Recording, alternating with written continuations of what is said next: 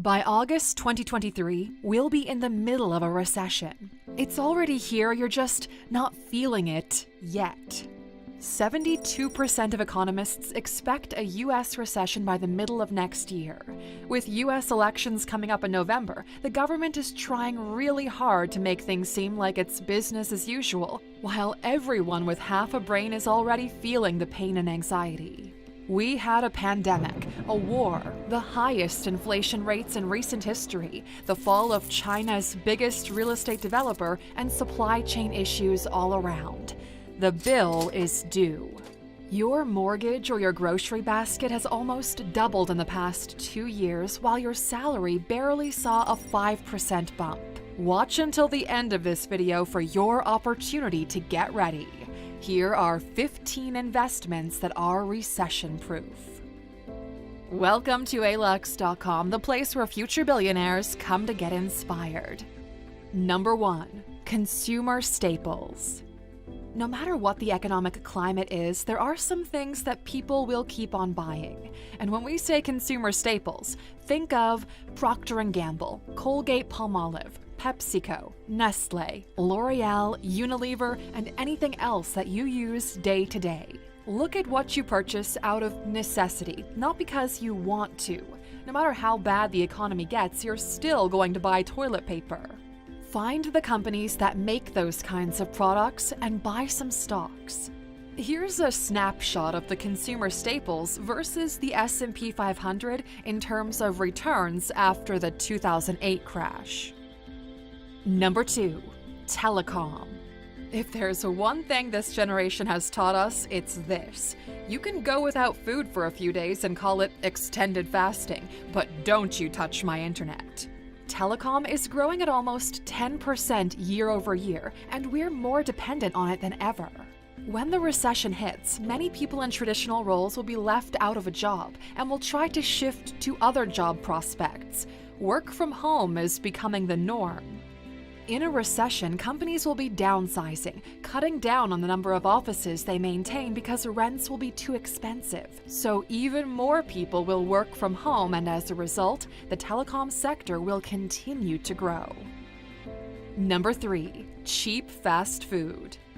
Fast food consumption is reversely correlated with the economy. When people have more money, they try to eat at fancier restaurants. When the disposable income drops, it's back to dining with the clown and the king. McDonald's, Burger King, Subway, KFC, Domino's, Taco Bell, etc. They'll all do well in the recession. You know what won't do well? The fast food joints selling $15 burgers. Delivery services will also be affected. People will still order in, but at a much lower rate because Postmates and the likes have gotten really expensive. So it'll make more sense for people to go to a drive-thru on their way home than sit on the couch and order in. Plus, these businesses have solid fundamentals. Here's a list of 20 fast food franchises in the US ranked by annual revenue. Number 4. Grocery stores. Especially price-conscious stores historically do really well. Walmart, Costco, Kroger, Aldi, Sam's Club, Lidl, Dollar Store, etc. Now, here's where Walmart and Costco's performance compared to 3 popular consumer staples. Chains like Whole Foods usually get hurt the most as consumers become more price-conscious. Number 5. Self-education or mastery. As a great rule in life, nobody can take away anything that you've already learned, which is why investing in yourself is definitely recession-proof. The more financially educated you are, the less of an impact a recession has on both your financials and your mental health. This investment is split into 2 because you can either 1. Acquire a new skill that will allow you to access new opportunities that you didn't have access to before, or 2. Master a current skill so that because of your ability you are more in demand than ever.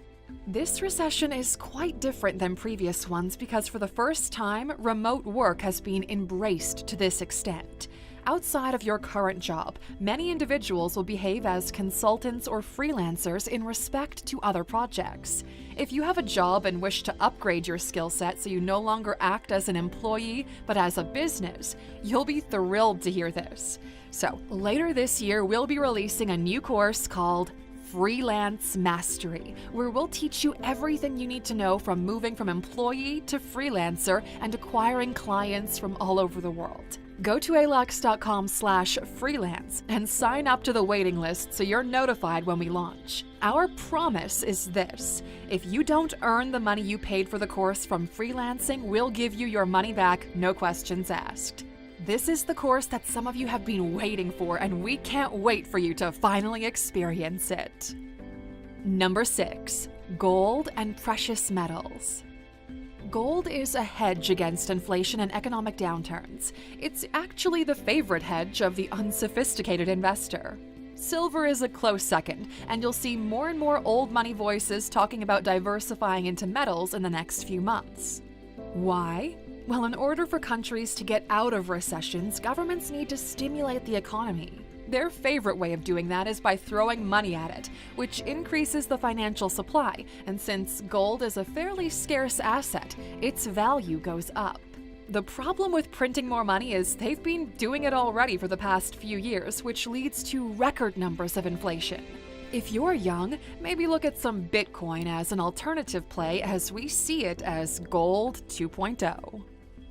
Number 7, technology stocks.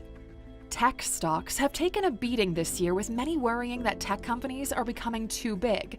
But look toward the future. Will Google still be around in 10 years? Probably. Will Amazon keep thriving even in a recession? Probably. Look at the tech companies that you use every day, because if you use them, it means others are doing so as well. It used to be that tech came second to retail, but we believe we've crossed the point where tech is the main play. In terms of massive returns, every recession will be a great opportunity for new companies to be born. The 2008 crisis gave us Airbnb, Uber, Venmo, WhatsApp, Groupon, Slack, and more, so keep your eyes open. Number 8, pharmaceutical stocks. Recessions are a thriving ground for pharma companies, especially with the bump that they've had during the pandemic. You could go straight pharma and invest in the likes of Pfizer, or you could go the retail route with Walgreens, CVS, or Rite Aid. The entire pharma sector is up for disruption. Mark Cuban's Cost Plus has caught our eye. It's an online pharmacy that sells generic versions of popular drugs at a fraction of the cost. And like him, there will be others. Number 9, utility stocks. No matter how bad things get, you still need to turn your lights on. There's an entire investing strategy into holding utility stocks in your portfolio.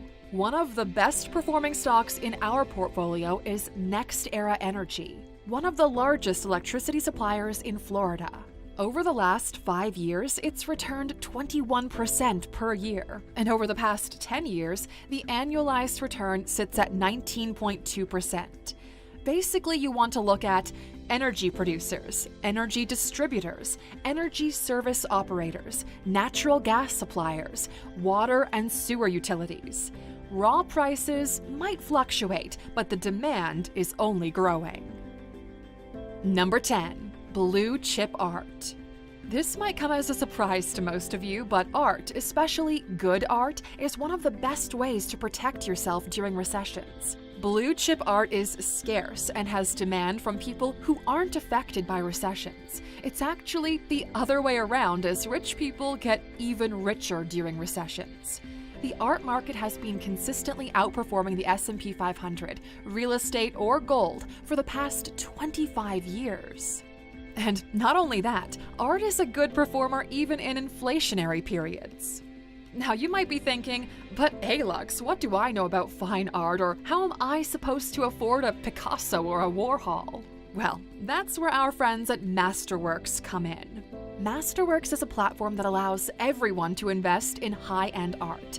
Instead of buying the painting on your own, they break the ownership of a piece into shares, the same way a company does with stocks, and you can buy shares in it. And you can sell or buy these shares at any time. Fractional ownership is one of the biggest trends that we are seeing, and the way Masterworks has executed it in the art space is really inspiring, especially considering there's no minimum investment amount.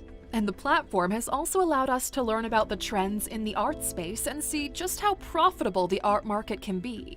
Now, we mentioned Masterworks in the past, so when they reached out looking to sponsor this video, it was a perfect match. There's actually a waiting list to get onto the platform, but since you're an A-Luxer, you can skip it. Go to masterworks.io/CD and see for yourself how investing in art might be your way out of the upcoming recession. Number 11. Evergreen businesses. We love businesses with strong fundamentals that offer a great product to a recurring audience. Evergreen businesses are businesses that have been around forever and will still be around 20, 40, 60 years from now. Home Depot will probably survive a 1 to 3 year recession. Think about your kids. Although in a recession you might need to tighten the belt, you'd still have your child go to daycare or school. If one of your grandparents passes away, you would still use the services of a funeral home. Some businesses will never go away because the demand for them is continuous. We actually did a video on evergreen businesses a while ago, so click in the top corner if you'd like to see a list of evergreen businesses. Number 12. Commodities and raw materials. If you're familiar with the commodities market, then you're in luck. They might not be as sexy as cool art, but wheat, soybeans, and corn remain strong investments. The same goes for cotton, as the textile industry will still thrive. But be careful because not all commodities are created equal. Coffee, for example, vanilla and spices usually get hurt as the demand for them drops in a recession. Number 13. Life insurance. Insurance, but even more importantly, life insurance is one of the booming plays of a recession. You might not realize this, but rich people use life insurance very differently than you would expect, because for them, life insurance is a vehicle to build wealth. It's like a tax-free personal bank. Basically, instead of putting their money in the bank, they put it in life insurance policies and then borrow against it tax-free. The entire mechanism of using life insurance as a bank is fascinating to us, and it certainly needs its own video in the future. Stress and financial hardships are common in recessions. Insurance companies do really well, so they might fit your portfolio nicely. Number 14. Hedge funds. For those of you in our community who are already well off, ask your financial advisor for a list of local hedge funds that did well in the past 2 recessions and start making some meetings. Basically, these entities are looking for any opportunity to make as much money as possible in the shortest time frame. Hedge funds get their names because they're betting strategically against the market. Some of you have seen the movie The Big Short. Well, there are several hedge funds that foresaw the fall of the housing market and made sure to capitalize on it. Michael Burry, Carl Icahn, John Paulson, and Ray Dalio are just a few of the hedge fund managers who we've learned plenty from. Number 15. Automation. This last one on our list is automation, and we believe that automation, very much like Thanos, is inevitable. Recession periods only accelerate the adoption of automation because businesses are doing all they can to be cost efficient so they can stay in business. There are plenty of new automation companies out there doing incredible things. Software will eat the world and robots will do all the heavy lifting. Think about it. Prices have gone up, but wages haven't. People will soon stop working and demand higher wages, and this creates an incentive for companies to invest even more in automation. When you think about it objectively, does it make sense for a chain like McDonald's to increase their minimum wage to $25 so they have people taking your orders, or do they install 2 more of those touchscreen kiosks that get the same job done? The only way you make sure to thrive in a recession is to expand your time horizon.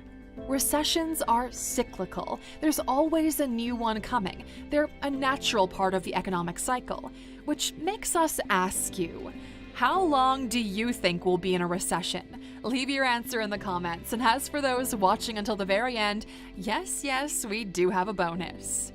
Vice Industries. Please subscribe to my channel and support me. Don't forget to like and share.